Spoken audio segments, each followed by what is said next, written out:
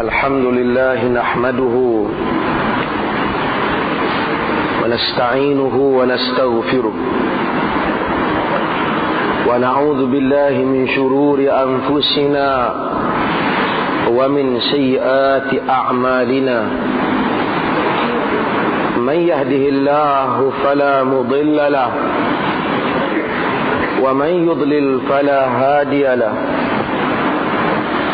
أشهد أن لا إله إلا الله وحده لا شريك له وأشهد أن محمدا عبده ورسوله أما بعد. Muslimin dan muslimat yang dimuliakan, pada kuliah yang lalu, sebelum kita membaca Sahih Al-Bukhari, kita telah menceritakan apakah sebab-sebab yang menjadikan hadis-hadis palsu itu muncul. Kenapa hadis palsu terjadi? Dan kita telah syarahkannya secara ringkas, dan kita telah huraikannya berkaitan bagaimanakah sebab-sebab yang telah ditemui oleh para ulama hadis yang menjadikan orang pergi buat hadis palsu. Sekarang, sebelum kita nak masuk Sahih Bukhari, masih lagi kita kena sentuh tajuk ini sedikit sebanyak, iaitu berhubung dengan apakah ciri-ciri yang menyebabkan kita boleh tahu bahawasanya sesuatu hadis tu hadis palsu.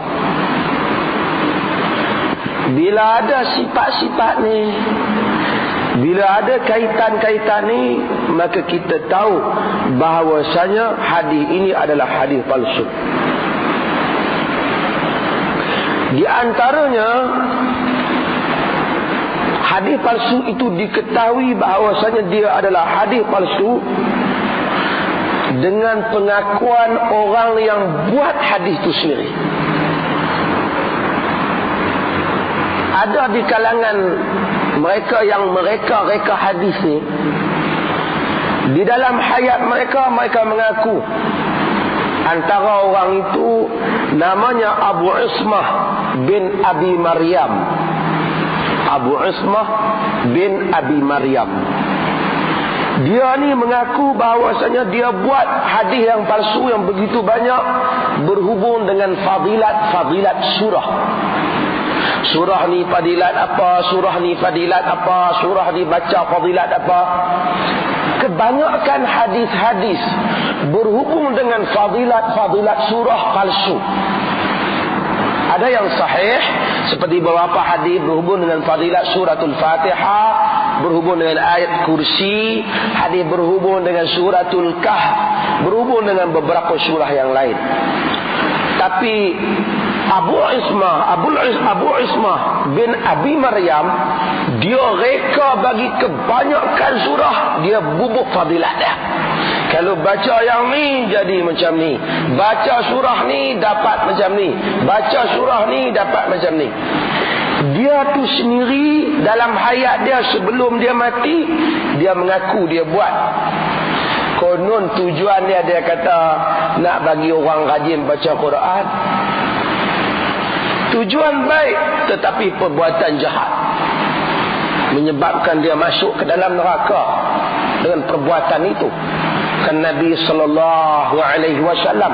dalam hadis yang kita telah sebut dahulu berulang kali, man kadzaba alayya muta'ammidan falyatabawwa maq'adahu minan nar. Siapa yang dusta kepada aku dengan sengaja, maka siap tempat duduk dia dalam neraka.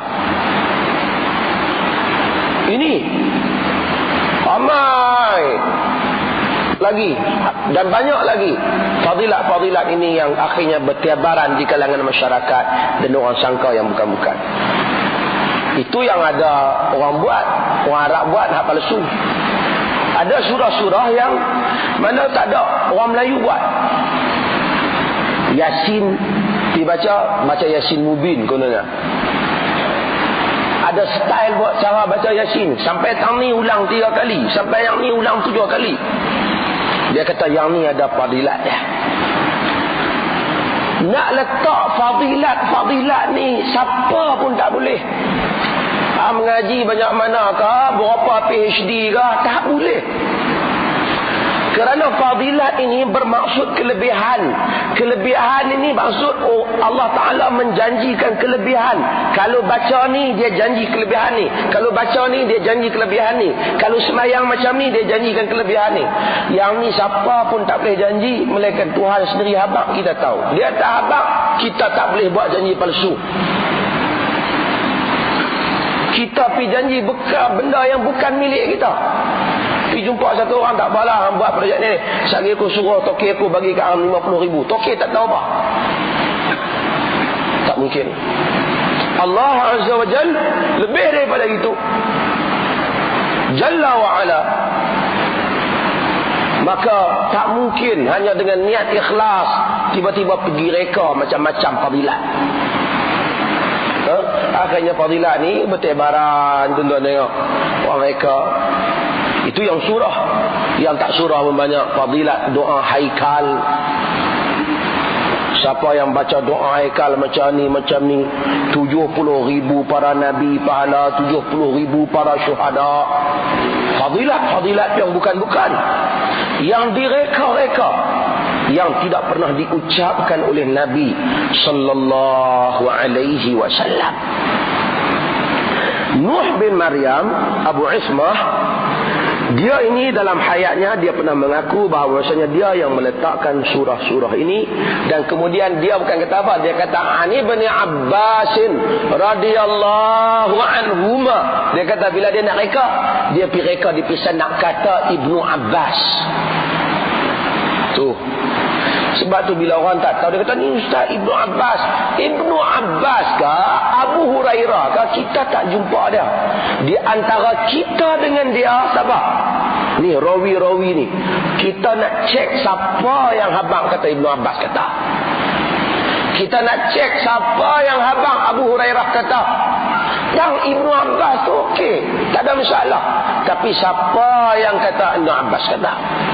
Nuh antara orang dalam hayat dia mengaku dia reka hadis ni. Antara lagi Umar bin Subh nama dia. Dia kata ana wada'tu khutbatan nabi, aku reka khutbah nabi. Depa ni kadang-kadang hak jenis reka ni tuan-tuan, hak mengaku ni, depa ni orang bagus-bagus sebahagian dah. Depa reka ni, depa kira gaya Robin Hood. Rompak kata orang, pergi sedekah ke orang lain. Dia ingat perbuatan tu halal. Matlamat menghalalkan cara. Dia kira matlamat aku elok, nak bagi orang jadi baik, apa salahnya aku reka pun. Sedangkan itu menyebabkan mereka masuk ke dalam neraka. Yang kedua, yang membabitkan dalam hukum pengakuan ini, kadang-kadang dia tak mengaku langsung. Rawi tu dia tak habaq kata dia reka.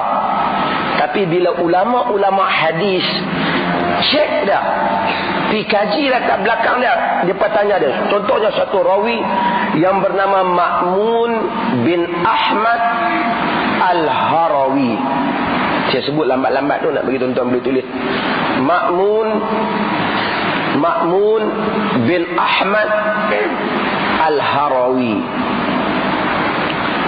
Dia kata dia mendengar hadis daripada rawi yang terkenal namanya Hisham bin Ammar. Dia dengar hadis daripada Hisham bin Ammar. Jadi dia kata haddatsani Hisham, yakni Hisham bin Ammar telah menceritakan kepada aku hadis ini Hisham bin Ammar. Ibnu Hibban, tuan-tuan pernah dengar kan riwayat Ibnu Hibban. Ibnu Hibban salah seorang alim dalam hadis dan juga ulama hadis yang mengkaji tentang sanad-sanad hadis. Ibnu Hibban tanya kepada Ma'mun bin Ahmad Al-Harawi, mata dakhalta Syam? Hang masuk ke dalam Syam di Syria sekarang.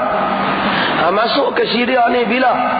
Dia kata aku masuk ke Syria pada sanah 50 wa 200. Pada tahun 250. kata Ibn Hibban, fa inna Hisham alladhi tarwi anhu mata sanah 45 wa 200. Dah cuma aku nak bak hang, Hisham hang riwayat daripada dia tu, hang ambil Hisham tu, dia mati pada tahun 245 Hijrah.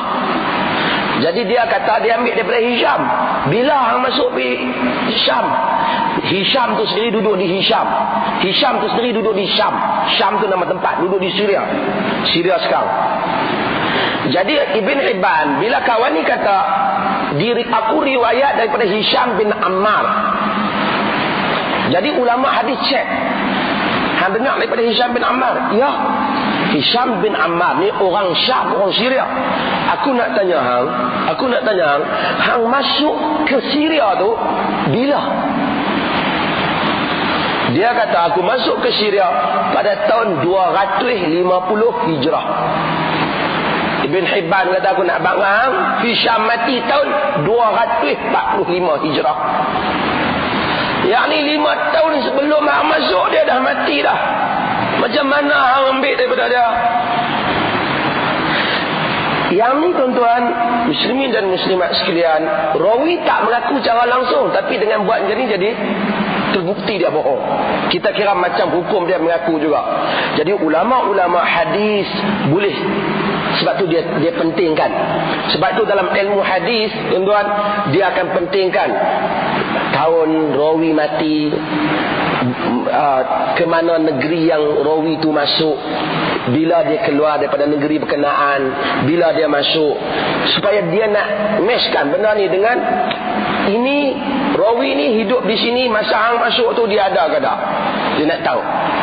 Kau ambil daripada dia masa tu, katakanlah bila tengok tahun dia mati dengan tahun dia ambil, umur kau baru 3 tahun, mustahil kau bohong. Sebab tu ulama-ulama hadis dalam masalah ini sangat detail, sangat hebat.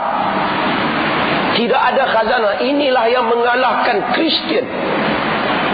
Kristian di dalam Bible, di dalam periwayatan Bible, tak ada apa-apa tu bukti yang boleh menyatakan Bible ni diriwayatkan dengan cara begini-begini sehingga menjadikan bahawasanya mustahil, ataupun boleh menjadikan mereka mengetahui siapa yang bohong dan siapa yang tambah. Tak ada. Apa yang ambil di muzium tu, ambil di muzium ni, mereka ambil yang diwarisi, tak tahu siapa tambah, siapa tak tambah, siapa bohong, siapa tak bohong, tak tahu. Muslimin dan muslimat yang dimuliakan, ini menyebabkan ulama hadis tanya selalu. Antaranya Sahl bin Zakwan. Nama dia Sahl bin Zakwan. Sahl bin Zakwan ini, dia kata dia berjumpa dengan Aisyah, isteri Nabi SAW, di satu tempat bernama Wasit. Wasit ni asalnya bukan negeri Islam, dibuka oleh Hajjaj bin Yusuf As-Saqafi. Hajjaj buka dia. Dia kata aku jumpa Aisyah di Wasit tu. Dia yang sebut hadis ni, aku ambil pada dia. Bila ulama hadis dengar tu, ulama hadis kata aku nak bagi tahu Aisyah meninggal sebelum Wasit tu dibuka lagi oleh kerajaan Islam. Detail. Dan ini penting. Kita kadang-kadang orang ceramah, orang berucap. Tuan-tuan yang mulia, Nabi SAW sabda, tak bagi tahu di mana dia ambil. Tuan-tuan yang mulia, kata ulama mana ni?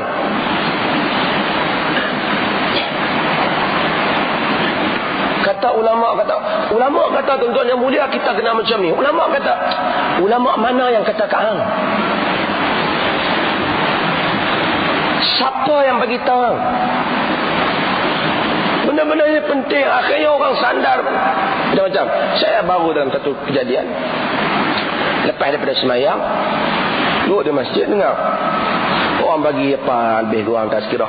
Lepas dia kata, tuan-tuan yang mulia, ulama kata kalau kita nak kuat iman, kita kena keluar pergi India, Bangladesh, Pakistan.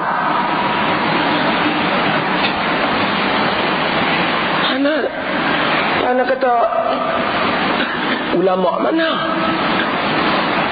Nak kata ulama zaman dulu, tentu dah Pakistan tak buka lagi masa zaman Imam Syafi'i. Siapa kata sandak kat orang dengan mudah? Bukan daripada kerja buat ahli-ahli Islam. Sebab itu benda-benda nak sandar kepada agama ni naklah faktanya jelas. Siapa alim yang kata? Melainkan kita kalau kata qala ulama, kata ulama di dalam kitab sekian-sekian, dia terima. Mana mungkin ulama kata pergi ke India sedangkan negerinya itu ialah negeri kufar. Dengan satu orang Muslim masuk ke dalamnya, dia telah membayar padanya teks kepada kerajaan yang bukan Islam, yang saban hari membunuh umat Islam. Pembunuhan di Ahmad Abad, bunuh daripada beberapa negeri yang lain. Orang Islam pergi ke India setiap minggu penuh kapal terbang daripada Malaysia pun. Saya pernah pergi, saya tahu full. Saya bayangkan kalau setiap satu orang membayar RM126 kepada kerajaan India untuk masuk ke India. Kalau 1,000 orang, sedangkan saban hari mereka membunuh umat Islam. Tidak ada keamanan. Orang Islam dibunuh. Setiap kali ada perayaan, orang Islam dibunuh. Ada orang kata inilah yang bagus sekali. Allah, auzubillah. Orang Islam mau membantah. Sebab itu ulama-ulama keluarkan fatwa. Dr. Yusuf Al-Qaradawi keluarkan fatwa supaya orang Islam tidak melawat Baitul Maqdis. Bukan sebab apa. Dia setiap kali melawat bayar kepada kerajaan Israel. Setiap kali melawat bayar kepada kerajaan Israel, maka kerajaan Israel bertambah kuat. Entah setiap kali masuk kita bagi ke kerajaan India, entah bagi kerajaan. Tak ada pasal-pasal yang tak pergi. Pasal pun tak kuat. Saya pergilah ke tempat-tempat tu, pasal pun tak kuat. Kebanyakan auzubillah, kita orang Islam ditimpa bencana, muslimin dan muslimat sekalian di India, kebanyakan mereka menyembah kubur beralewi. Saya pergi ke Nizamuddin, pusat penyembahan kubur yang besar. Orang pergi, sampai orang Melayu pun dah pergi, bawa dengan bunga, bawa dengan apa, sembah kubur. Bukan kata kita ni duk ingat kata sembah ni duk pi macam Tok Syekh bagi, bukan sekadar tu, itu pun dah syirik. Sujud semayang macam kita penuh main-main jemaah habis. Bila ada doa-doa penting, dia tak boleh nak doa sendiri. Dia rasa dia jauh dengan Allah Ta'ala. Dia pergi ke kubur, dia ambil sepanjang jalan Nizamuddin tu, dia jual bunga dengan berapa-berapa lagi dia punya kain dia lah apa. Dia pergi tabak tu, bubuh sikit minyak wangi, lepas tu dia sujud, lepas tu dia minta tolong kepada kubur. Dia kata yang ni penyambung dia dengan Allah Ta'ala. Auzubillah. Muslimin dan muslimat yang dimuliakan, di antara cara yang menyebabkan hadis palsu itu, kita tahu bahawasanya itu hadis palsu. Rawi itu terkenal sebagai pemalsu hadis. Rawi itu orang dah cop dah. Ulama hadis dia kata dia ni kaki palsu hadis. Ulama kenal dah. Berapa orang yang terkenal seperti Hisham bin Sa'id Al-Kalbi, terkenal pemalsu hadis. Seperti tadi Ma'mun bin Ahmad Al-Harawi tadi, hak saya sebut tadi, dia tu terkenal pemalsu hadis. Jahat pula, dan reka hadis palsu dengan niat yang jahat. Sekali dia ni tuan-tuan, Ma'mun ni, itu saya baca hadis, dia tak suka kepada Imam Syafi'i, dia suka kepada Imam Abu Hanifah. Ma'mun ni, Imam Abu Hanifah tak ada masalah apa, dia yang masalah. Lepas tu orang tanya dia, ala tara ila Syafi'i wa man taba'ahu bi Khurasan. Han tak tengok kepada Imam Syafi'i dan orang yang ikut dia di Khurasan. Dia pun bila tengok je orang kata macam tu, dia kata dah, aku tahu dah Syafi'i ni, pasal aku ada hadis mengenai dia. Dia berkata haddatsana Ahmad bin Abdullah, haddatsana Abdullah bin Mi'dan Al-Azdi an Anas marfu'an يقول صلى الله عليه وسلم, يعني مرفوعا, يكون في أمتي رجل يقال له محمد بن إدريس أضر على أمتي من إبليس. Kata dia, aku ni dengar daripada Ahmad bin Abdullah Al-Juwaibari. Ahmad bin Abdullah Al-Juwaibari ni pun kaki bohong dia. Dia ni kata dia dengar daripada Abdullah bin Mi'dan Al-Azdi. Tuan-tuan tengok, mereka ambil tu. Kemudian kata dia dengar daripada Anas bin Malik. Anas bin Malik apa? Sahabat Nabi SAW. Nabi kata akan ada dalam umat dia satu orang bernama Muhammad bin Idris. Dia sangat mudarat kepada umat aku lebih daripada iblis. Jahat tuan-tuan mereka hadis ni. Dia reka macam saya sebut sebelum ni. Yang ni reka tujuan dia apa? Kita syarah dah sebelum ni. Tujuan apa? Tujuan untuk membela taksub dia pada mazhab. Tuan-tuan ingat balik hak kita syarah tu. Saya ingat ada sahabat kita rakam dan ada di luar rakaman tu. Hak bulan lepas.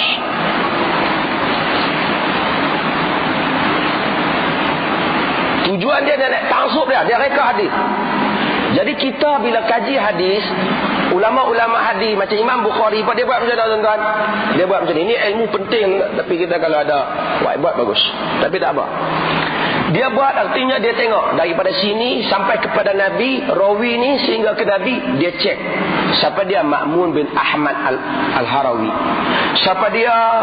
Abdullah bin Mi'dan Al-Azdi. Siapa dia? Ahmad bin Abdullah Al-Juwaibari.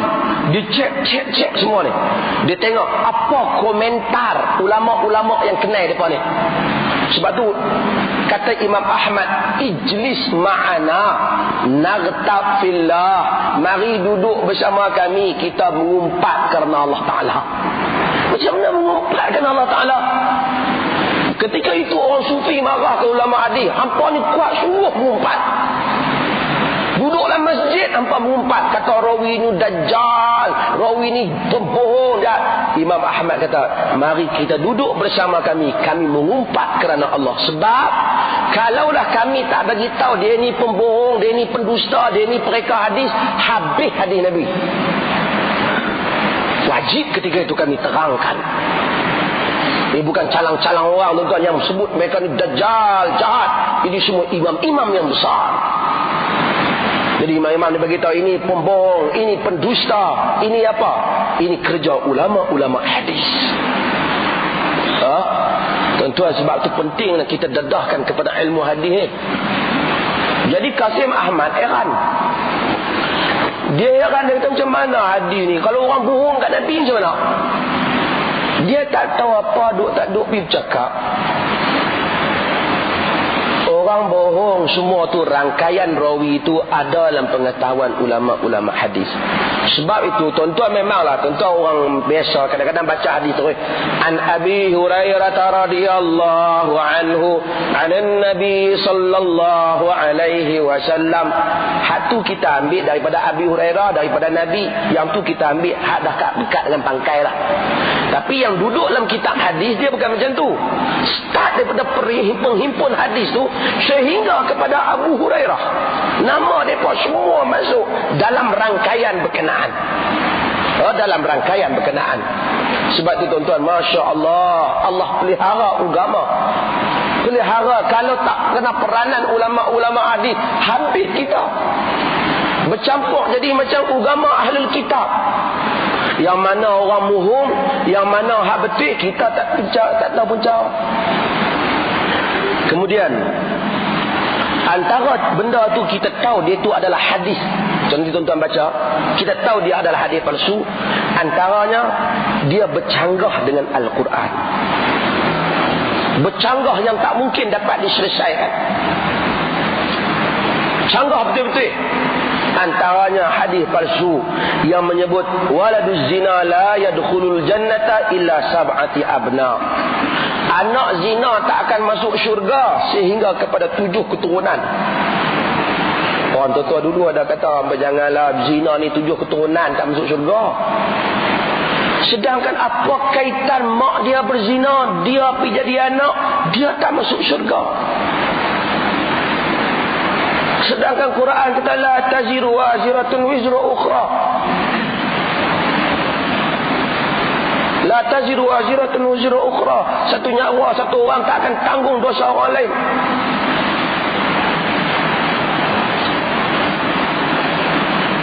Tiba-tiba anak zina, pak dia zina, anak dia, cucu dia sampai 7 keturunan tak masuk syurga.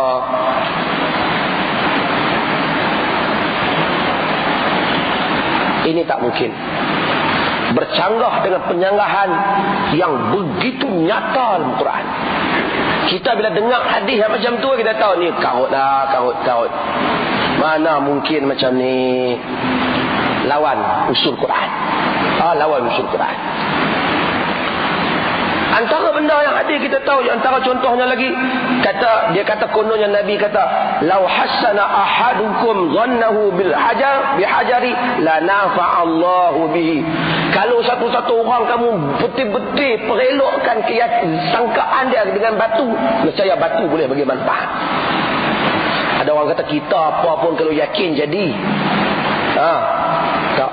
Ini palsu mungkin. Mana mungkin kita yakin dengan batu, betul-betul yakin boleh jadi. Ada hadis palsu. Sebab benda-benda tu dia mari melalui hadis-hadis yang palsu, yang menyanggahi kaedah-kaedah agama. Antara hadis palsu lagi, semua hadis yang menceritakan siapa nama Muhammad, ada di depan nama dia Muhammad, tak masuk neraka. Alhamdulillah lah kalau kita buat nama Muhammad tu pasal sayang ke Nabi lah. Tapi tidak ada hadis yang menyatakan fadilat bubuh nama Muhammad. Tidak ada hadis sahih. Memang ada hadis palsu yang menyatakan siapa nama dia Muhammad masuk syurga, tak masuk neraka. Tuan-tuan, entah berapa Muhammad punya jahat. Ada berapa orang nama semua mula dengan Muhammad, dia punya hantu. Ada orang nama Awang bagus. Tetapi semua riwayat yang menyatakan nama Muhammad masuk syurga tak mungkin. Bertentangan dengan Quran. Kerana masuk syurga ni bukan kaitan dengan nama, dia berkaitan dengan apa? Dengan amal saleh. Rupakah nama-nama orang boleh bubuh? Cumanya ada nama yang Nabi galakkan kita bubuh. Itu betul. Seperti nama apa? Abdullah dan Abdul Rahman. Itu adalah hadis. Ahabul asma ilallah Abdullah wa Abdul Rahman. Sesayang-sayang nama di sisi Allah Ta'ala Abdullah dan Abdul Rahman. Itu betul. Inilah Allah Ta'ala suka nama tu. Tadi bukan syarat orang nama Abdullah mesti masuk syurga.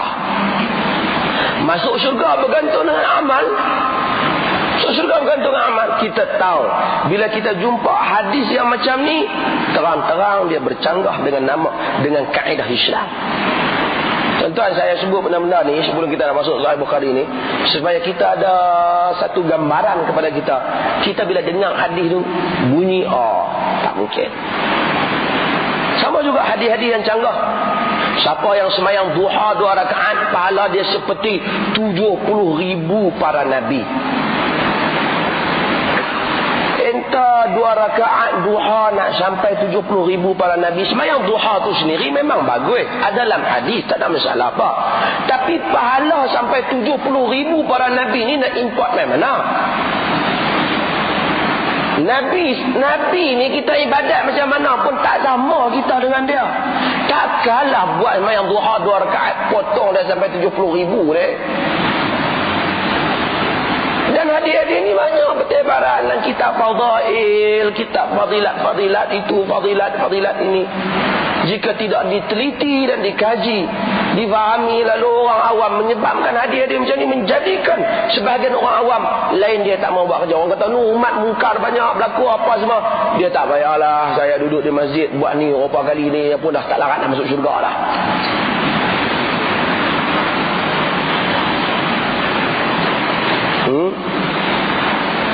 Ini semua ulama-ulama hadis memberikan peringatan kepada kita tentang hadis ni.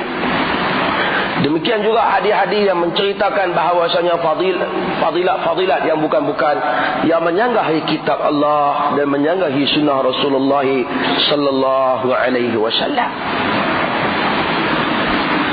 Di antara hadis palsu tu kita boleh tahu juga ialah hadis tu terbukti dari segi kajiannya bercanggah dengan hakikat, canggah. Contohnya ada hadis palsu kata, la yuladu ba'dal mi'ati mauludun lillahi fihi hajah. Tidak akan lahir selepas 100 tahun satu orang anak yang Tuhan perlukan dia lagi. Maksud padanya ada manfaat pada agama, tak ada. Lepas 100 tahun tak ada lagi anak yang bagi manfaat untuk agama Allah. Ini tak betul. Imam Syafi'i selepas pada tu 150 tahun lahir Imam Syafi'i, Abu Hanifah, kemudian banyak imam-imam yang Abu Hanifah sebelum daripada 100, tinggal Imam Malik, Imam apa, sehingga Al-Imam Al-Bukhari sendiri yang lahir pada tahun 194 Hijrah. Semua imam-imam ni, bahkan banyak imam-imam, ratusan imam-imam yang lahir kemudiannya, mana boleh tak ada hajat dalam agama? Tengok bunyi hadis tu saja dah tak betul. Ataupun hadis Al-Bazinjan 5 ukilalah terung ini bagi ubat kepada tujuan kita makan. Kalau kita makan terung ni kerana nak ubat penyakit apa pun, dia semua kan. Sedangkan orang makan terung penyakit angin teruk lagi tu ada. Yang makan ni demam lagi, ada yang tak boleh makan terung pitam pun ada. Ternyata dia salah.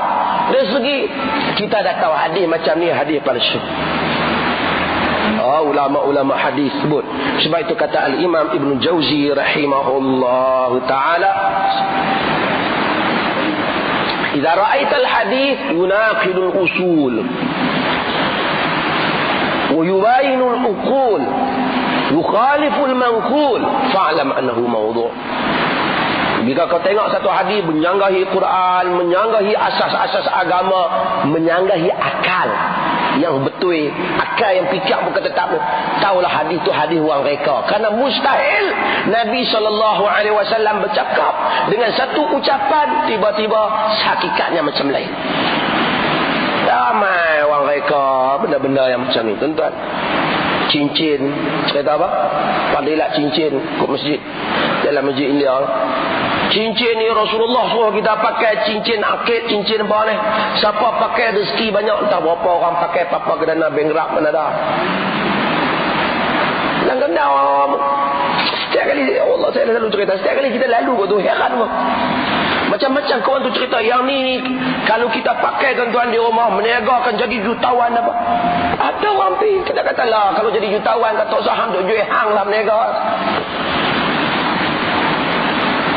Hang lah pergi buatnya. Apa yang dia pergi suruh orang. Pun begitu ada orang beli dan orang percaya. Macam kat jalan tu ada satu orang jual ubat, ubat tak mau bagi kepala botak. Dia sendiri kepala botak. Saya dah kata tak padan hang jual. Saya pergi Zakaria dan ceramah apa tak ramai orang. Ada satu orang padan sedap tu. Dia jual ubat kurih. Saya kata tak padan kalau kurih hang dulu.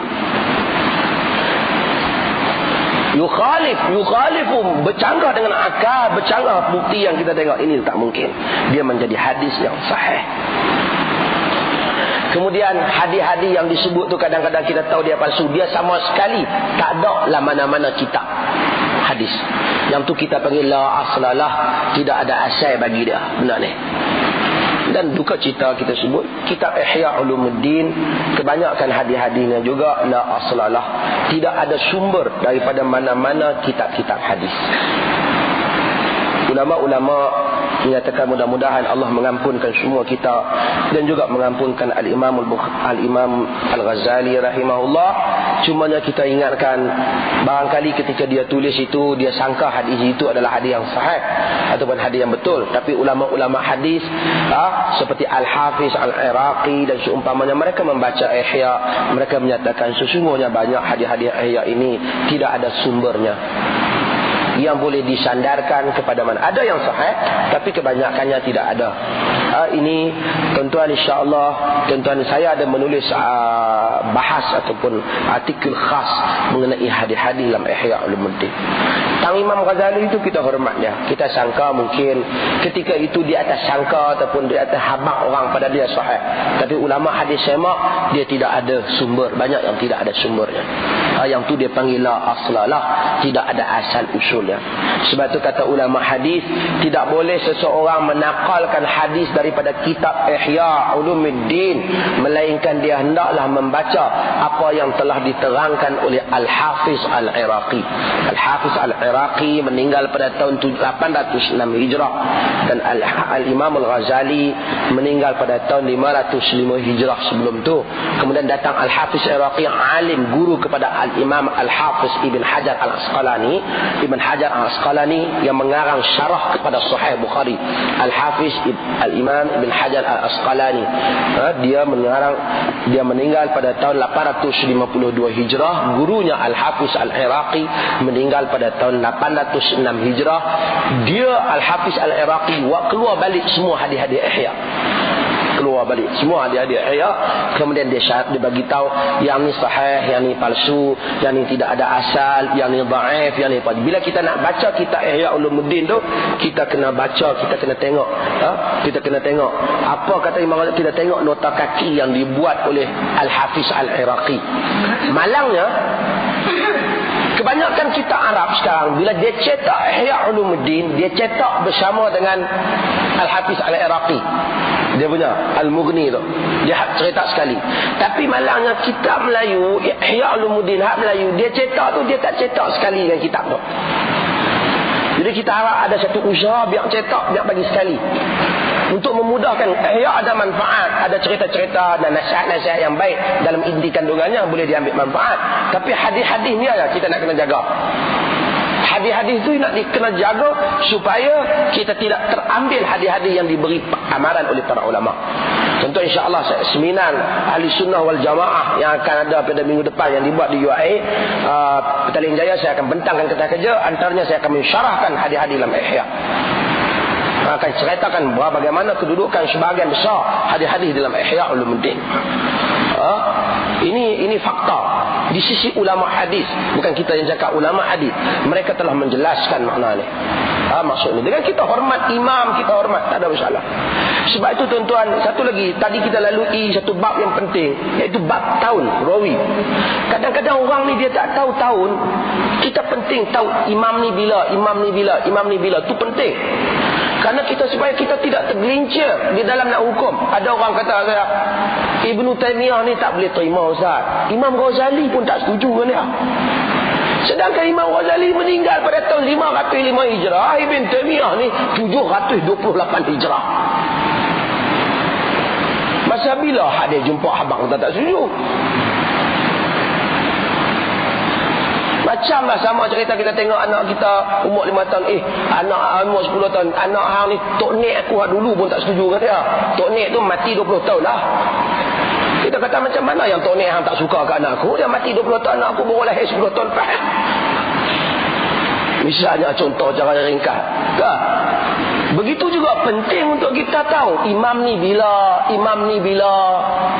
Sebab tu bila kita tahu tahun imam tu penting, supaya kita dapat tahu dia bercakap tu cerita apa. Kadang-kadang dia cerita satu benda, zaman tu tak ada, mustahil dia cerita.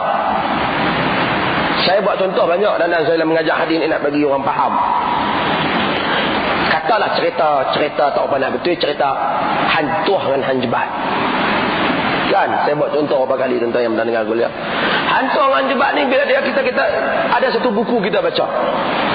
Hantuah dengan hanjebat bertikam dan berlawan, akhirnya kedua-duanya letih dan berehat. Semasa rehat, hantuah makan burger, hanjebat minum Pepsi. Tuan-tuan bila baca buku tu, walaupun tuan-tuan tak pandai terang mana misalnya, tuan-tuan kata ini karut ni buat lawak ni. Pasal apa buat lawak? Salahkah hantuah makan burger? Bukan masalah salah, tapi burger tak ada nama hantuah. Jadi lafaz-lafaz yang ada di dalam hadis itu membolehkan kita tahu betul ataupun tidak. Tiba-tiba cerita zaman dulu seolah-olah suasana macam zaman lah. Sebab tu ulama-ulama kata kita kena tahu di mana cerita tu, benda tu ada tak zaman tu sehingga kita nak cerita. Sebab tu kita sebut ada yang betul. Nabi menyatakan doa ketika naik kereta. Tak sahabat lain Nabi tak kata naik kereta. Doa ketika naik kenderaan. Pasal kereta tak ada zaman Nabi. Sebut doa naik kenderaan supaya orang jangan keliru. Kenderaan tu mungkin kereta, mungkin kapal terbang, mungkin apalah. Tetapi lafaz itu boleh menjadikan kita tahu di mana zaman hadis. Di mana zaman hadis. Muslimin dan muslimat yang dimuliakan. Ini benda yang disebut oleh para ulama dan kitab-kitab mereka. Dan ramai orang dia suka kata, saya cuba ingatkan, tuan-tuan Nabi ada sebut. Kita tanya, betul kan Nabi sebut? Tak tahulah, aku tak silap Nabi sebut. Jangan main. Hang silap, fala tabawa maq'adahu minan nar. Siap tempat duduk dalam neraka. Tak boleh main ni. Cerita orang lain mungkin, tapi cerita Nabi ni jangan duk kira silap tak silap, confirm betul. Sebab tu kita tak benarkan sangat orang yang tak apa pandai pengetahuan agama dia bercakap, dia syarah hadis Nabi. Timbul tuan-tuan yang mulia, insya-Allah mari kita dengar Nabi SAW bagi tahu sekian. Dia pun tak ketahuan hala, tahu benda tu mai mana, hadis apa. Kita tanya hang ambil tahu mana dia orang. Dia kata ada, saya pernah dengar orang kata. Jangan. Sebab tu tuan-tuan, alhamdulillah kuliah-kuliah yang macam ni kita baca Bukhari. Tuan-tuan sendiri tengok mata tuan-tuan. Ini demikian hadis sahih al-Bukhari. Jadi bila kita sebut tu dah, dia kata saya sendiri ada Sahih Bukhari, saya baca dah. Sehingga kepada ulama walaupun dah tak penting zaman sekarang, tapi mereka ambil berat benda ni. Saya pergi ke India, ulama-ulama India ada 2-3 tradisi mereka. Mereka kita pergi, dia suruh kita baca hadis, dia bagi ijazah hadis. Lebih kurang 4 orang tokoh hadis. Dia baca hadis, kita baca hadis. Dia akan kata, walaupun zaman ni dah tak perlu, tapi dia kata, aku ijazahkan hadis ni, yakni aku izinkan untuk engkau meriwayatkan hadis ni seperti mana yang aku ambil dia daripada guruku. Guruku mengambilnya daripada guruku. Guruku mengambilnya guru sampai kepada Imam Bukhari, sampai kepada Nabi SAW. Jadi bila kita pergi tu, saya pergi, dia bagi, kemudian dia bagi rangkaian rawi dia bagi sijil dia, bahawasanya engkau telah aku bagikan hadis ni, aku telah baca, engkau telah baca di hadapanku, dan aku telah mendengarnya seperti mana aku mengizinkan engkau telah meriwayatkannya aku daripada guruku sekian, sehinggalah kepada Imam Bukhari, sehingga kepada Nabi SAW. Walaupun benda tu tak apa, tuan-tuan tak payah buat macam tu lah. Tapi saya nak cerita bagaimana ulama-ulama mengawal atau memelihara tradisi ilmu. Antaranya lagi, sesuatu hadis itu kita tahu dia adalah hadis yang palsu, ialah hadis itu melampau sangat di dalam menjanjikan sesuatu fadilat. Melampau yang bukan-bukan. Dia panggil mujazafah ataupun mubalaghat. La yaqulu mislahu an-nabiy sallallahu alaihi wasallam. Tak mungkin Nabi sebut. Contohnya, man qala la ilaha illallah khalaqallah min tilkal kalimah at-ta'irah. Tuan-tuan muslimat yang dimuliakan, antaranya kita tahu hadis itu dia melampau di dalam dia nak sifatkan kelebihan tertentu. Antara hadis mengenai itu ialah kononnya Rasulullah sallallahu alaihi wasallam bersabda, man qala la ilaha illallah khalaqallahu min tilkal kalimah ta'iran lahu 70,000 lisan wa likulli lisanin 70,000 lughah yastaghfiruna Allah lah. Siapa yang sebut la ilaha illallah, Tuhan akan ciptakan seekor burung dengan kalimah tu. Dengan kalimah burung tu pula akan ada 70,000 lidah. Setiap 70,000 lidah tu ada pula 70,000 bahasa. Setiap bahasa tu semua minta ampun kepada Tuhan, kepada orang yang sebut la ilaha illallah. Bunyi dia pun dah nampak berat sangat dah. Bunyi dia pun dah nampak letih dah. Burung seekor sampai 70,000 lidah ni. Kita tahu hadis-hadis macam tu ialah hadis-hadis yang palsu. Kemudian hadis-hadis yang mana last akhirnya, sebelum kita masuk sikit Sahih Bukhari ini, hadis-hadis yang mana rawinya itu ialah rawi yang terkenal dengan ahli bid'ah, seperti golongan Syiah. Mereka banyak reka hadis mengenai Sayyidina Ali. Sebab itu orang bertanya, orang Syiah selalu dia akan argue kita, dia akan kata Sayyidina Ali ni antara sahabat Nabi yang alim. Kan? Kenapa tidak ada riwayat-riwayat daripada Sayyidina Ali dalam Sahih Bukhari dengan Muslim begitu banyak? Sikit aja hadis-hadis daripada Bukhari, Sayyidina Ali daripada Bukhari dan Muslim. Artinya dia kata Bukhari ni riwayatkan hadis secara ta'adil. Dia ambil daripada Anas, dia ambil daripada Abu Hurairah. Tiba-tiba dia tak ambil daripada Sayyidina Ali. Kita bagi tahu kepada dia bukan masalah Bukhari, bukan masalah Imam Muslim, tapi masalah hampa. Oleh kerana Sayyidina Ali ni, mereka telah orang Syiah ni sebahagian mereka sembah Ali. Ini bersejarah. Sebahagian mereka begitu taksub dengan Ali. Sebahagian mereka meletakkan Ali ini kepada makam-makam yang begitu hebat.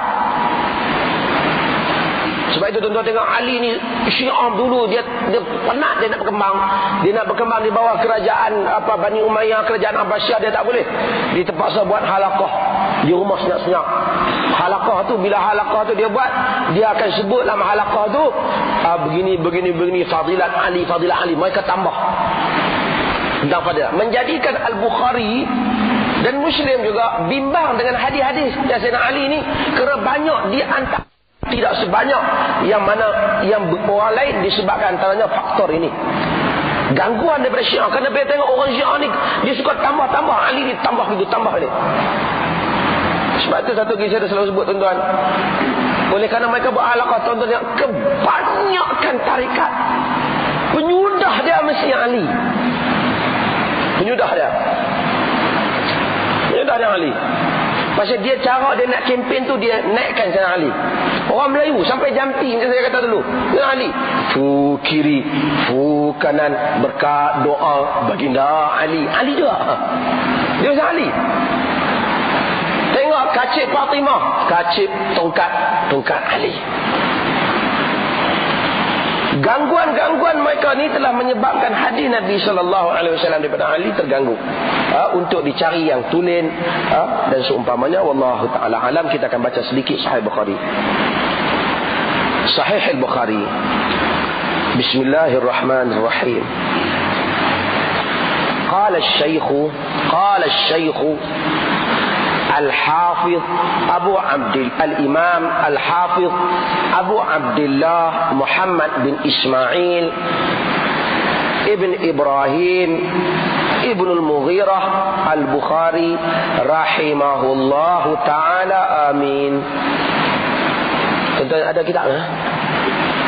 Ada kitab kan? Kebanyakan anda kan? InsyaAllah tuan-tuan, yang tak ada kita ikhtiar pergi ada. Biar kita baca kitab hadis ni. Ada di tangan kita kitab, masya-Allah. Mudah-mudahan ada keberkatan. Kita tengok sendiri hadis Nabi sallallahu alaihi wasallam. Qala asy-syaikh, berkata asy-syaikh. Dalam bahasa Arab ni syaikh boleh maksud orang tua. Sebelum atas dulu dia bismillah dulu. Bismillahirrahmanirrahim. Saya urai sikit bismillah. Bismillahirrahmanirrahim. Siapa yang ikut dulu saya dah terang. Tuan-tuan, apa maksud bismillahirrahmanirrahim? Dengan kita terjemah cara Melayunya dengan nama Allah yang Maha Pengasih dan Penyayang. Ayat bismillahirrahmanirrahim ni, kita ada ustaz-ustaz kita ni. Kita semua tahu ayat ni dia panggil dari segi jumlah, dari segi ayat dia, ayat ni tak lengkap. Contoh saya buat yang lain. Dengan sebatang pen yang sangat cantik, lagi menawan. Berhenti kat tu. Kita boleh faham maksud. Faham maksud? Jelas maksud dah. Dengan sebatang pen yang cantik lagi menawan. Full stop. Boleh faham? Jelas kan maksud dia? Tak jelas kan tuan tak? Apa dia kata? Dengan sebatang pen, dengan apa? Dengan sebuah kereta yang cantik dan mahal. Kita berhenti. Boleh faham maknanya? Tapi kalau saya kata dengan sebuah kereta yang cantik dan mahal, saya datang ke tempat ini, ataupun saya datang dengan sebatang pen yang cantik dan mahal, ataupun dengan sebatang pen yang cantik dan menawan, saya tulis karangan ini, faham tak? Faham. Dengan tu, lepas pada tu orang buat apa? Bismillahirrahmanirrahim. Dengan nama Allah Ar-Rahman. Sekali kita syarah Ar-Rahman dan Ar-Rahim. Cukup setakat tu. Boleh faham? Boleh faham? Tuan-tuan, jelas saya cakap tu. Jelas ke ayat tu? Tak jelas lah. Katanya ayat tu terputus kan? Ayat tu terputus. Tapi kalau kita kata dengan nama Allah Ar-Rahman dan Ar-Rahim, kita membaca Sahih Bukhari. Jelas? Jelas? Okey, dengan nama Allah saya membaca Al-Quran. Jelas? Maka kata para ulama, Bismillahirrahmanirrahim. Ulama-ulama tafsir, golongan mufassirun di dalam kitab-kitab tafsir mereka seperti Zamakhsyari dan seumpamanya, bila mensyarahkannya mereka kata maksudnya kita takdirkan, kita andaikan kalau kita baca Al-Quran maksud Bismillahirrahmanirrahim dengan nama Allah yang Ar-Rahman. Tadi saya syarah mana Ar-Rahman dan Ar-Rahim, saya membaca Al-Quran. Hak andai itu duduk kat siapa? Duduk kat siapa? Duduk kepada kita. Kalau kita makan nasi, kita kata Bismillahirrahmanirrahim, maksudnya apa? Dengan nama Allah Ar-Rahman dari Ar-Rahim, saya makan nasi. Kalau kita tulis Bismillahirrahmanirrahim, maksudnya dengan nama Allah Ar-Rahman dan Ar-Rahim, saya tulis. Al-Bukhari tulis menghimpunkan hadis, dia kata Bismillahirrahmanirrahim, maksudnya dengan nama Allah Ar-Rahman dan Ar-Rahim, saya menulis Sahih Bukhari. Kita yang membaca Sahih Bukhari Bismillahirrahmanirrahim dengan nama Allah Ar-Rahman dan Ar-Rahim, kita membaca Sahih Bukhari. Itu maksudnya. Betapa lama kita bismillah, kita pun tak pernah tanya abang dia. Itu maksud dia. Sebab itu bismillah sebahagian orang hebat. Bila sebut bismillah tu para sahabat, orang jadi. Pasal dia faham, kita pun tak tahu Bismillahirrahmanirrahim belah. Kita tak. Bila dia sebut bismillah tu, dia rasa dia pergi tu dengan nama Allah Ar-Rahman Ar-Rahim, dia melakukan kerja tu. Sebab tu bila kita bismillah, semua kita masuk dalam benda ni, dalam pemikiran kita. Bismillah Ar-Rahman, maksud Tuhan Ar-Rahman. Dia ada dua nama Allah Ta'ala yang kita tak boleh panggil pada siapa-siapa, iaitu Allah dan Ar-Rahman. Kita tak boleh pergi panggil ke orang dia nama Abdullah, kita pergi dekat ya Allah, tak boleh. Memang tak ada orang buat bola. Dia nama Abdul Rahman, kita pergi panggil kat dia Rahman, tak boleh. Pasal nama Allah dan Ar-Rahman khas untuk zat Allah Azza wa Jalla. Lain daripada tu Karim, wei Karim, tak apa. Kerana Allah Ta'ala pun pemurah, kita pun pemurah, tapi pemurah kita tak sama dengan Allah Ta'ala. Karim tu maksud pemurah. Rahim, Nabi pun Raufur Rahim, Nabi pun Rahim, tapi Rahim ni pengasih. Pengasih ni Nabi pun kasih, Allah Ta'ala pun kasih. Kasih Nabi yang kasih Allah tak sama. Tetapi Ar-Rahman maksud cinta yang mutlak, kasih Allah yang mutlak, yang merangkumi semua, yang merangkumi hamba yang kafir, yang merangkumi hamba yang Islam, semua dia kasih. Yang ini tak mungkin disandarkan melainkan pada Allah saja. Ar-Rahman maksud kasih Tuhan yang luas. Hak orang kafir pun dia kasih. Kerana kasihnya lah dia bagi hidayah pada sebagian orang kafir. Kerana kasih dia lah dia bagi rezeki, maka hidup. Bahkan maka senang pula pada kita. Kita tanya, Ustaz, orang kafir sembah Allah, tak sembah Allah Ta'ala, derhaka, buat dosa macam-macam, kenapa dia lebih senang pada kita? Kita kata itu sifat Ar-Rahman. Dia bagikan kepada rezeki, dia bagikan kurnia kepada sesiapa saja di kalangan hambanya, yang mana dia nak bagi. Ar-Rahman merangkumi semua, Allah Azza wa Jalla. Kemudian Ar-Rahim, kasih sayang Allah yang dikhaskan untuk golongan mukminin. Hak inilah yang kita harapkan dia akhirat kelak, yang mana dia masukkan kita dalam syurga, dia berikan ketenangan dalam jiwa kita. Ar-Rahim, Allah Azza wa Jalla. Nah, jadi Ar-Rahman lebih luas, kemudian Ar-Rahim. Qala Syekh, berkata Al-Syekh. Tuan-tuan duk panggil orang Arab Tok Syekh. Ha? Tok Syekh. Tok Syekh, Tok Syekh. Syekh ni dalam bahasa Arab asal maksud orang tua, Syekhun, orang tua. Asal. Tapi bila kita sebut Al-Syekh, bubuh pada nama awal pula Al-Syekh, maksud ni tokoh, orang hebat.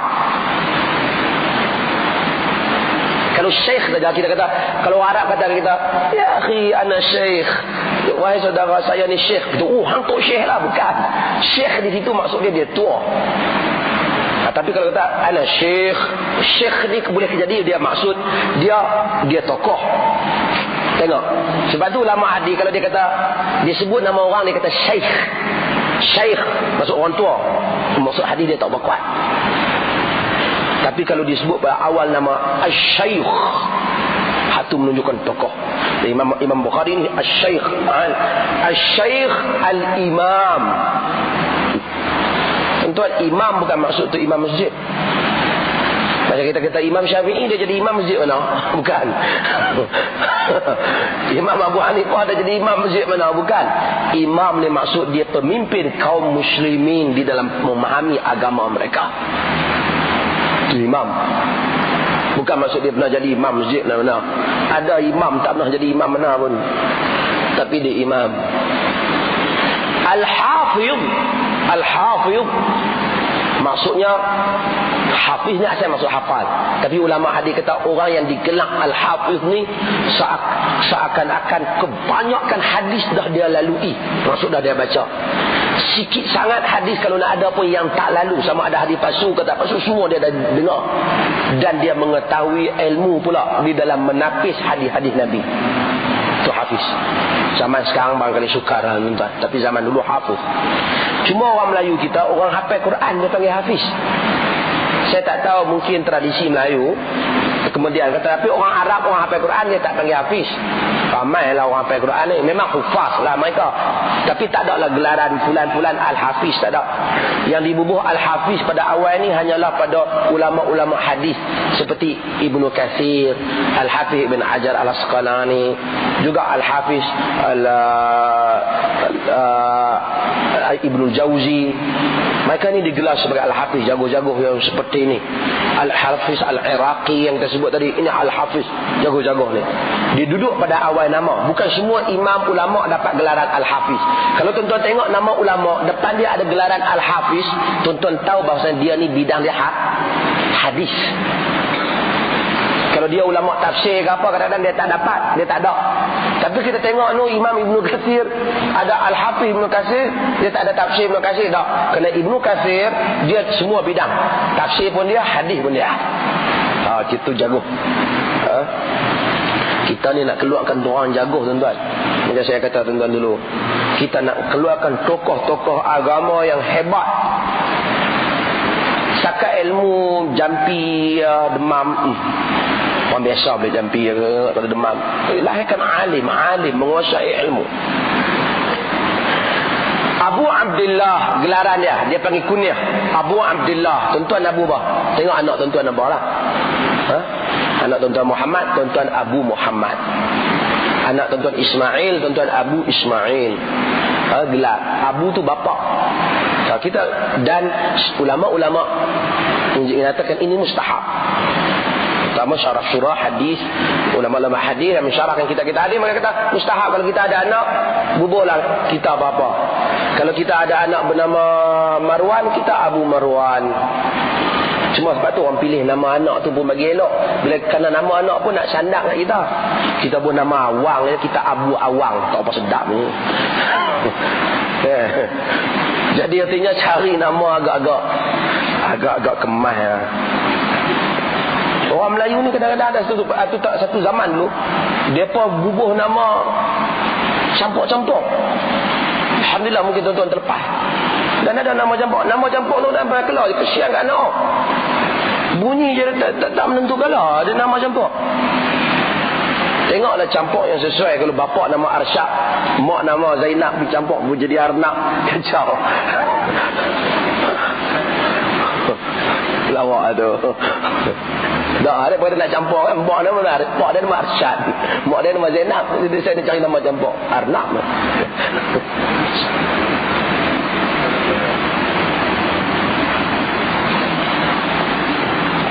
Nama Imam Bukhari Muhammad bin Ismail bin Ibrahim.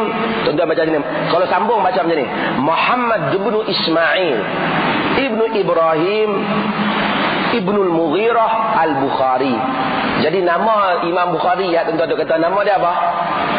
Nama dia apa tuan-tuan? Muhammad. Bukan nama dia Bukhari. Bukhari itu negeri dia Bukhara. Dia nama Muhammad bin Ismail bin Ibrahim bin Al-Mughirah Al-Bukhari rahimahullahu ta'ala, amin. Jadi nama dia, kalau kita kata nak tiru nama Imam Bukhari, bubuh anak nama apa? Nama apa? Muhammad lah, bukan nama Bukhari. Bukhari itu maksud dia, Al-Bukhari itu dia orang Bukhari. Kamus Marbawi. Pasal apa dia buat nama Marbawi? Pasal dia orang Merbau. Bukan dia nama Marbawi. Dia orang Merbau, dia bubuh Marbawi. Bukan nama dia Marbawi. Kita pergi ambil nama tempat, nama dia Bukhari. Boleh lah juga, dah bubuh dah biar lah. Nama macam mana. Tapi kalau nak bubuh Muhammad tu lah. Itu lah betul ya. Muhammad. Ada di tangan tuan-tuan, kitab tuan tengok. Bin Ismail bin Ibrahim Al-Bukhari rahimahullahu ta'ala, amin. Allah Ta'ala rahmat dia, amin. Tuan-tuan, rahimahullah ni kita doakan untuk dia. Mudah-mudahan Allah Ta'ala rahmat dia. Para sahabat kita sebut radhiyallahu anhum, mudah-mudahan Allah rahmat. Ulama-ulama hadis, mereka lebih cenderung kita tak menamakan satu orang secara jazam. Misalnya orang yang mati dalam perang, kita tak boleh panggil dia Al-Syahid sekian-sekian. Al-Syahid Syed Qutb, Al-Syahid Hasan Al-Banna. Ucapan-ucapan yang seperti ini tidak disukai oleh kebanyakan para ulama hadis. Kerana entah seolah-olah menjazamkan itu, memutuskan dengan yakin dia syahid. Sedangkan kita di atas harapan dia syahid. Kerana kita tak tahu hati orang, maka Nabi tidak membenarkan kita menyandarkan syahid pada orang secara mudah-mudah. Dengan itu kita habaklah rahimahullah. Bila bubuh syahid tu di depan, macam confirm dia memang tak boleh syak lagi syahid. Sedangkan walaupun kita harap tu macam tu lah, kita yakin tu macam tu lah, tapi kita tak boleh confirm. Kerana hati orang kita tak tahu ketika dia dihukum. Cuma kita kata mudah-mudahan dia termasuk di kalangan syuhada. Sehingga Sayyidina Hamzah kita tak kata Al-Syahid Hamzah, tak. Sedangkan dia syahid, dia Sayyidul Syuhada. Dia dengan pengakuan Nabi Sayyidul Syuhada, ketua mati syahid. Kita letakkan dia belakang rahimahullah. Demikian juga ulama-ulama kurang setuju kita menamakan Al-Marhum. Al-Marhum bermakna sama, yang dirahmati. Bila dia bubuh di depan Al-Marhum sekian-sekian, seolah-olah macam confirm dia dirahmati. Sedangkan kita mendoakan supaya dia dirahmati, kerana confirm tak boleh. Dengan itu tuan-tuan nak sebut macam mana? Bila orang mati kita kata Allah yarham, tak apa. Ataupun kita kata rahimahullah, tak apa. Semoga Allah rahmat dia. Jangan kita bubuh Al-Marhum. Kerana Al-Marhum bila dia duduk di depan Al-Marhum nama sekian, macam confirm. Sedangkan benda rahmat bila mati ni siapa pun tak boleh confirm. Ia berada dalam pengetahuan Allah Azza wa Jalla. Bukanlah saya kata berdosa, tapi kurang sesuai dengan kehendak-kehendak keseluruhan hadis. Dengan itu kita kata macam ni lah, fulan bin fulan rahimahullah. Kita tak kata Al-Marhum Al-Imam Al-Bukhari, tak. Kita tak di belakang apa dah? Rahimahullah. Allah Ta'ala rahmat dia. Dia sebut pula tu amin. Mudah-mudahan Tuhan terima doa ni, iaitu doa supaya Allah Ta'ala rahmatkan Al-Imam Al-Bukhari. Tuan-tuan, man sanna fil Islam sunnatan hasanatan falahu ajruhu wa ajru man amila biha. Siapa yang buat dalam Islam sunnah yang baik, maka dia dapat pahala dan pahala orang yang beramal dengannya. Tuan-tuan, berapa ramai orang baca Sahih Bukhari sejak dia mati hari itu? Imam Bukhari hidup 194 Hijrah sehingga 256 Hijrah. Sekarang dia telah meninggalkan kita lebih kurang 1200 tahun. Berapa ramai orang baca Sahih Bukhari? Berapa banyak pahala dia pulih di atas kerja baik yang telah dilakukan imam-imam ahli sunnah rahimahumullahu ta'ala. Kita ta'adub dan menghormati imam-imam ahli sunnah. Wallahu ta'ala a'lam. Kita akan masuk kitab Kaifa Bad'ul Wahyi. Tuan-tuan kata, ustaz lambat ni. Mengaji ni tak payah cepat. Faham lebih baik. Bukan mesti barangkali tengah kitab ni, penghujung kitab ni kita mati dulu. Tapi tak apa. Kita mengambil kaedah, mengambil cara faham yang betul, mudah-mudahan insya-Allah, sehingga kita akan baca satu persatu hadis-hadis Nabi ni, menghuraikan maksud-maksud dia. Dengan tu bila kita baca hadis lain pun sendiri, insya-Allah kita dah dekat dah nak faham. Kerana kita dah dengar dah cara-cara memahami dan cara-cara menghuraikan hadis-hadis baginda sallallahu alaihi wasallam. Saya buka kepada soalan.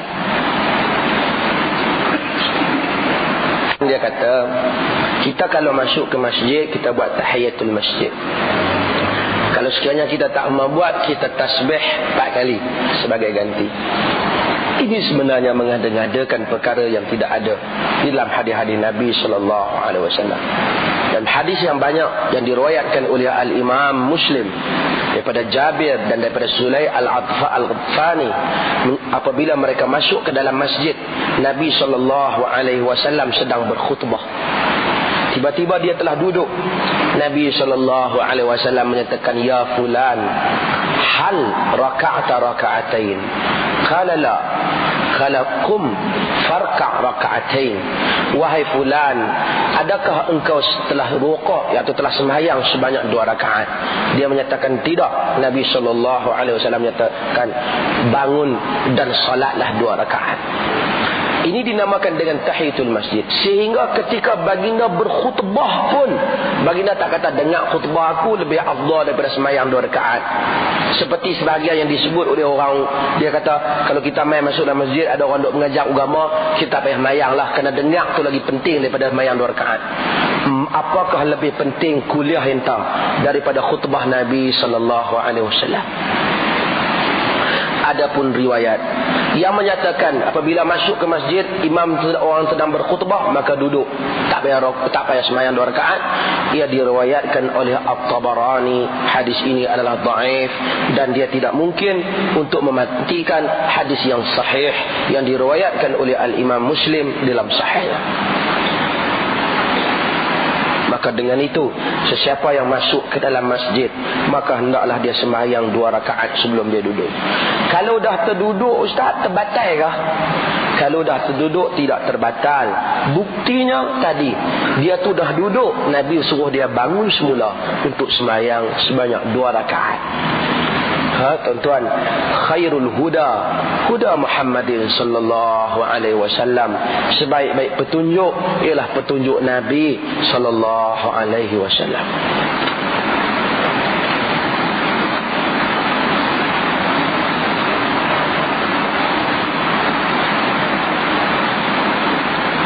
Dikatakan terdapat pada orang munafik yang dilaknat oleh Allah. Muslimin dan muslimat yang dimuliakan, pertama dalam masalah golongan munafik. Munafik yang dilaknat, yang masuk ke dalam neraka ialah munafik i'tiqad. Kerana dulu saya ingat saya dah tanya soalan ni. Ya? Munafik i'tiqad, saya secara ringkas jawab, barangkali kawan ni sahabat kita boleh datang. Munafik ni ada 2. Nifaq, perangai munafik ni ada 2. Nifaq ni ada 2. Pertama, dia nifaq, dia munafik pada i'tiqad. Dia tak yakin dengan Islam, tapi dia mengaku dia yakin. Dia tak beriman dengan Quran, tapi pada cakap umum dia kata saya beriman. Dia pura-pura. Ini seperti munafik yang ada pada zaman Nabi, yang diketuai oleh Abdullah bin Ubay bin Salul.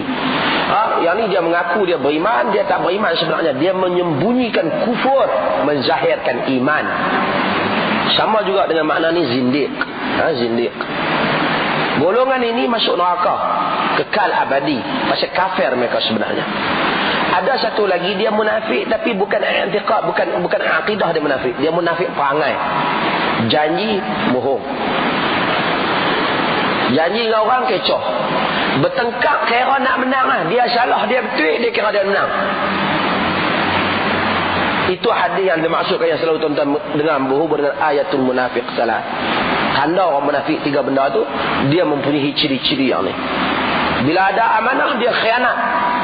Ini kadang-kadang dia percaya pada Islam tapi dia khianat amanah. Kita kata akidah dia tak keluar dari Islam, tapi perangai itu perangai munafik. Ini juga orang yang berdosa dalam agama. Hamnya jikalau terdapat golongan munafik berluasa dalam masyarakat Islam, nak buat macam mana? Subhanallah tuan-tuan, kadang-kadang orang ramai dan juga kita pun ada juga perangai-perangai munafik ni. Kadang-kadang bukan saja orang, kita sendiri pun. Cuma yang inilah tabiat yang Nabi SAW sebut pada akhir zaman.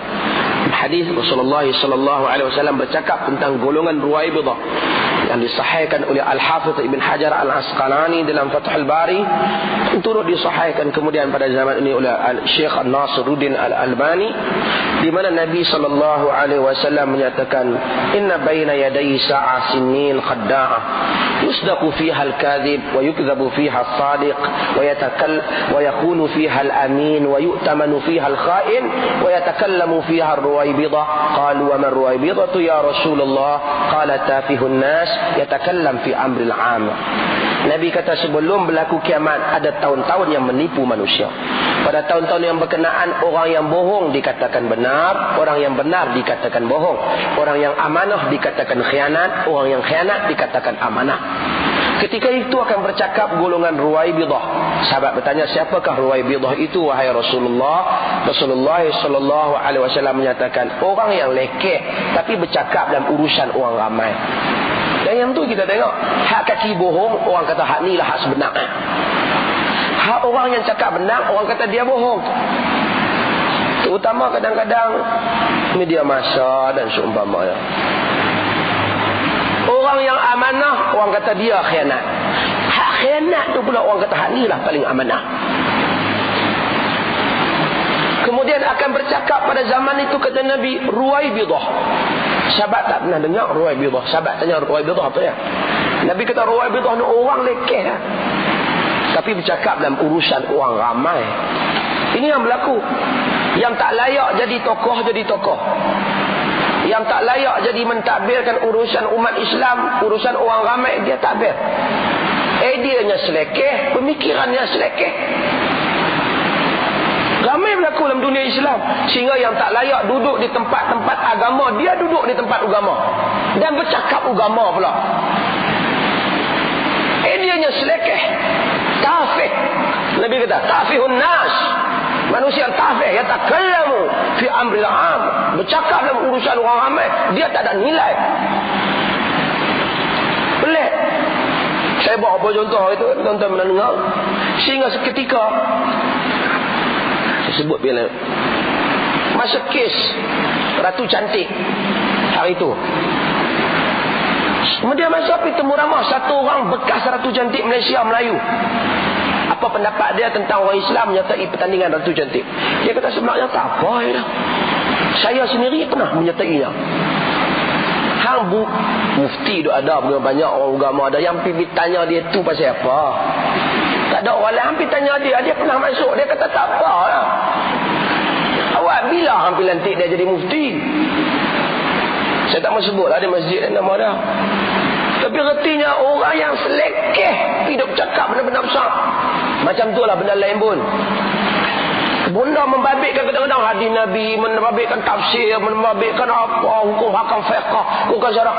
Orang tak ada latar belakang, dia pergi hurai. Antaranya tu pokok sistem Islam. Siapa hurai? Sama lah berapa penulis hari tu ni. Dia bercakap benda-benda dah lampau selekeh, lampau bercakap. Tolong huraikan di antara golongan puak Syiah yang berlainan dengan puak Ahlussunnah, dan apakah ajaran yang dibawa oleh golongan puak Syiah yang langsung lari daripada ajaran Nabi Muhammad SAW. Muslimin dan muslimat, puak Syiah ni lari daripada Ahlussunnah itu dulu. Ada beberapa Syiah yang tak apa jauh daripada Ahlussunnah seperti Zaidiyah. Mereka berada di Yaman. Tetapi kebanyakan Syiah mereka lari pada Ahlussunnah. Tak sama pada benda-benda besar. Kita kata para sahabat dipercayai dan kita hormatkan perkataan sahabat ini. Nilainya dinilai oleh Allah dan Rasul. Quran menyebut as-sabiqunal awwalun, sebut muhajirin dan ansar. Nabi sebut, mereka kata apabila Nabi meninggal, semua sahabat telah murtad melainkan 4 orang. Tidak kekal melainkan 4 orang. Sayyidina Ali maka okeylah, tapi yang lain Miqdad bin Aswad, kemudian mereka masukkan Bilal, mereka masukkan Ammar bin Yasir, Ali bin Abi Talib. Mereka jadikan mereka ni semua yang lain murtad. Tuan-tuan, macam mana nak sama kita yang dianggap mengikut orang yang murtad dengan mereka yang kata mengambil daripada ahli bait? Jauh. Kata Khumaini dalam buku dia Rasulullah, nafs tadi yang menyatakan sahabat semua murtad itu disebut dalam buku Furu'ul Kafi. Dalam Usulul Kafi, kitab Syiah 2 jilid begini, dia seperti Sahih Bukhari juga, dia ada rujukan utama dia nama Usulul Kafi.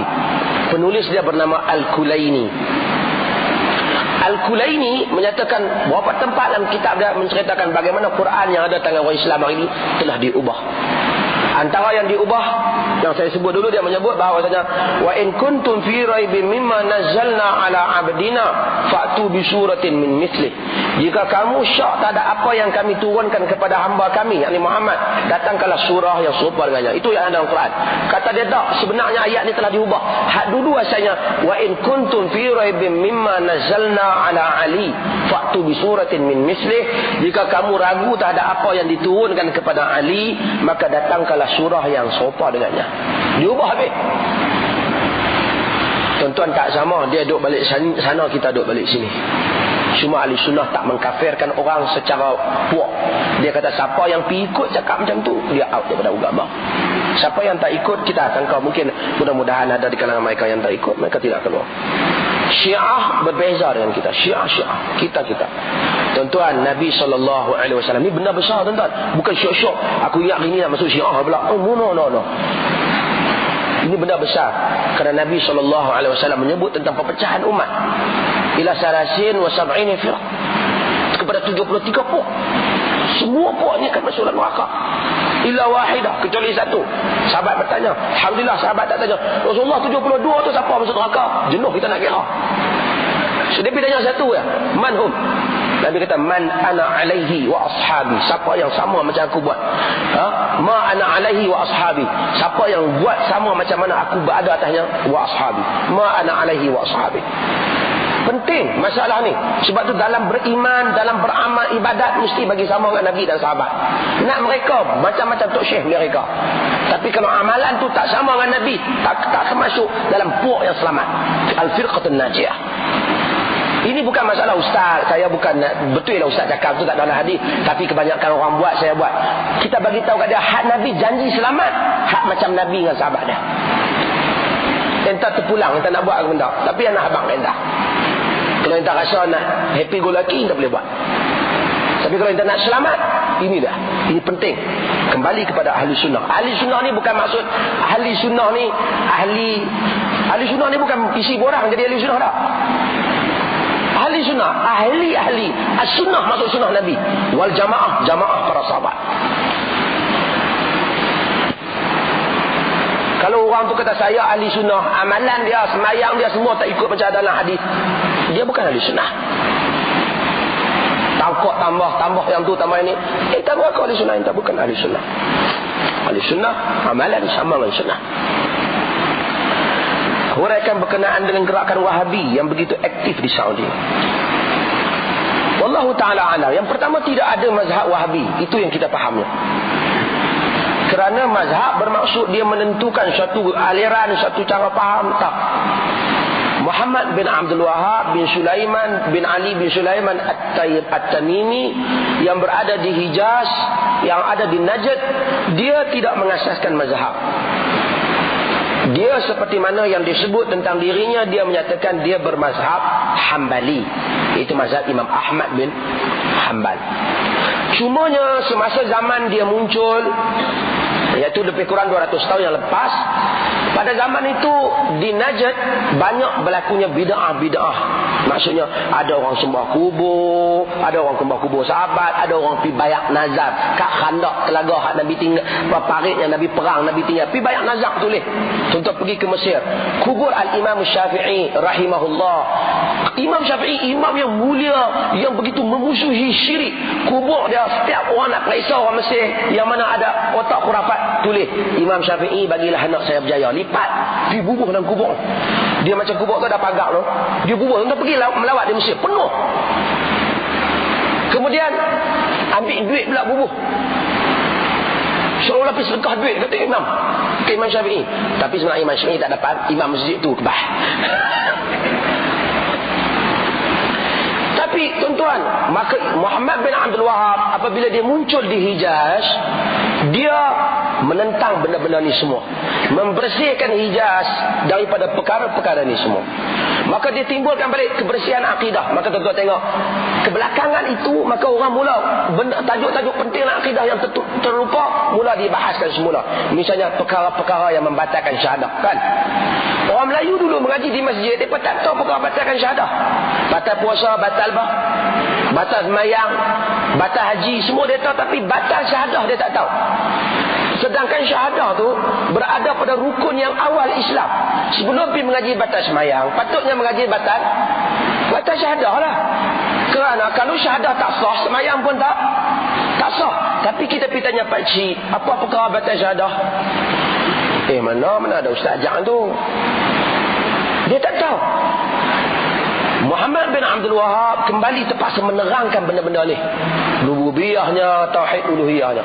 Penjajah tengok Muhammad bin Abdul Wahab bahaya, dia hasut kerajaan Turki dan dia hasut banyak pihak. Dia kata Wahabi ni satu mazhab baru yang bahaya. Sebenarnya penjajah yang takut. Lalu dia namakan dengan Wahabi. Saya nyata tuan-tuan, kita tak boleh ikut Wahabi. Dan kita tak payah ikut Wahabi. Dan tak ada faedah kita ikut Wahabi. Tetapi kita ikut sunnah Nabi SAW.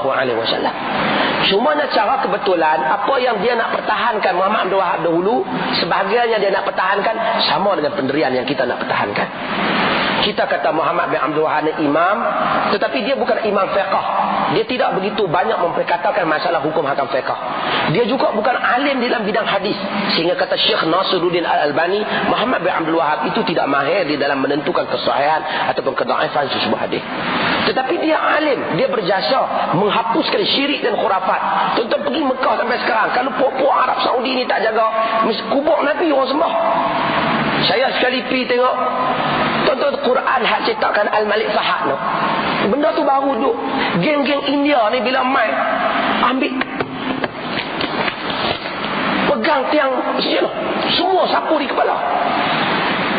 Lah ni mereka tak berani, kena pokok ni jaga. Tengok dia tu. Ya Syekh. Lah. Sebab tu tuan-tuan pergi ke kubur Nabi, tuan-tuan nak doa, dia kata haji ke sana, kiblat. Dia kata jangan doa kat Nabi, minta ke Allah Ta'ala. Dia nak kawal syirik, dia nak kawal akidah kita. Puak-puak hak sufi ni, kena puak-puak hak main pada India apa semua ni, mereka tak puas hati kadang-kadang, mereka kata hak ni Wahabi.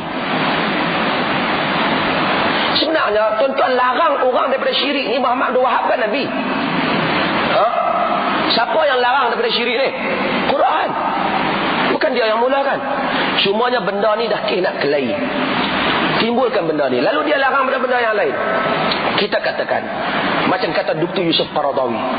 Kata Qaradawi, Muhammad Abdul Wahab itu membawa bendera tauhid dan menentang syirik. Baca buku dia, Fiqhul Awlawiyat, Fiqh Awliyat. Ada diterjemah dalam Melayu, saya tak silap, diterjemah dengan fiqh keutamaan. Ada bab menceritakan jasa Muhammad bin Abdul Wahab. Tuan-tuan, ramai orang, saya bukan pengikut Muhammad Abdul Wahab tak. Cuma saya sebagai satu orang yang membaca, saya baca Muhammad Abdul Wahab, saya baca juga orang sufi ke, saya baca Imam Ibn Taymiyah, saya baca Imam Syafi'i, kita baca semua. Tapi tuan-tuan, kita tak boleh benarkan orang tuduh satu orang tanpa bukti. Kalau orang tuduh Imam Malik, tuan-tuan marah tak? Marah, walaupun kita mazhab Syafi'i, betul tak? Kalau orang tuduh Imam Ahmad, kita marah tak? Kita marah pasal tuduhan tak betul. Orang pergi tuduh Muhammad Abdul Wahab yang bukan-bukan. Kita baca, kita tahu, kita buku dia, kita ada. Dia tulis buku tentang kitab Tauhid. Kitab apa dia tulis? Majmu'atut Tauhid. Kitab dia tulis. Kita tahu, dia tak pernah kata macam apa kata tu. Kita marah tak? Kita bukan. Bila kita marah, dia kata, tengok, hang jadi Wahabi loh. Ini pakai orang sempit. Itu pakai orang yang sempit. Muslimin dan muslimat, satu orang tak bersalah, orang tuduh dia mencuri, orang tangkap, kita kenal dia. Dia untuk lebay, dia ustaz, dia guru mengajar orang salah faham, kita pun pegang. Syekh, sebenarnya dia tak curi, tapi tuduh dia tu tak baik. Oh, rupanya hang selama ni duk menyokong mencuri je. Macam tu lah otak orang Melayu. Muhammad Abdul Wahab dia tak salah, orang tuduh. Kita sebagai orang agama baca semua sejarah. Kita baca, kita kata tak betul tuduhan entah. Dia kata, oh, hang Wahabi. No, tidak ada Wahabi, tak ada apa. Tidak ada mazhab yang bernama Wahabi. Yang ada Muhammad Abdul Wahab ni satu gerakan. Tuan-tuan, kebanyakan orang yang kata pada Wahabi, saya tidak. Mungkin ada pandangan-pandangan ulama-ulama Saudi yang kita tidak bersetuju, saya tahu. Kita sendiri ada beberapa pandangan dia kita tak setuju. Biasa. Bukan semua pandangan ulama kita setuju. Pandangan dalam mazhab Malik kita tak terima. Ada beberapa pandangan mazhab Malik umpamanya mazhab Abu Hanifah yang tak sama. Dalam mazhab Syafi'i sendiri ada beberapa pandangan yang kita tapis. Biasa saja. Tetapi ente nak tuduh dia tak boleh. Saya tanya satu orang. Dia kata, dia apa Wahabi Ustaz? Saya tanya, Wahabi tu apa? Wahabi ni Wahabi lah. Tahu lah Wahabi tu apa dia? Wahabi ni pokok Wahabi lah. Tak, habak mai. Wahabi ni apa? Wahabi ni Ustaz sesat depa ni. Tahu lah depa ni apa? Depa ni Wahabi ya. La ilaha illallah sa'al lagi hang. Aku tanya Wahabi apa? Dia kata, Wahabi ni Ustaz, depa tak baca kunut. Wahabi tak baca kunut, dia pergi Mekah tak baca kunut. Mazhab Malik tak baca kunut. Apakah Imam Malik Wahabi? Imam Ahmad tak baca kunut. Imam Abu Hanifah tak baca kunut subuh. Apakah mereka Wahabi? Tak, Wahabi ni Ustaz, mereka lepas mayang, mereka tak baca doa ramai-ramai. Madinah, Mekah tak baca. Dan tidak riwayat daripada Nabi pun tak ramai-ramai. Apakah Nabi Wahabi? Apa lagi Wahabi? Wahabi ni sampai di utara. Wahabi ni bila semayang jenazah, mereka tak mau ambil duit. Tak ada model. Nak tanya apakah Nabi zaman masa semayang jenazah pada zaman Nabi tu ambil duit? Dia tadi, ya Nabi tak ambil. Nabi Wahabi. Ya, kata. Selekeh cakap benda tak faham. Wala taqfu ma laysa laka bi'ilm. Inna sam'a wal basara wal fuada kullu ulaika kana anhu mas'ula. Jangan kamu ikut apa yang kamu tak faham. Pendengaran, penglihatan dan hati kamu semuanya ditanya oleh Allah Taala. Muslimin dan muslimat sekalian, kita tak Wahabi dan kita tak ikut Wahabi, kita Syafi'i. Khalas. Selesai masalah. Tetapi kita tak boleh taksub pada mazhab. Kita menghormati semua imam. Muhammad Abdul Wahab adalah salah seorang daripada tokoh-tokoh imam dan mujaddid yang melakukan sumbangan di dalam perjuangan membela Islam dan menentang kufar. Ini kita kena hormat. Dan kita jangan cakap benda yang kita tak faham. Kita jangan cakap benda yang kita tak faham. Sekian, mudah-mudahan Allah Subhanahu wa taala merahmati kita dan merahmati kita semua dan merahmati para imam dan merahmati dan memberikan pahala kepada Al-Bukhari yang telah kita membaca kitabnya pada hari ini. Sekian, wassalamualaikum warahmatullahi wabarakatuh.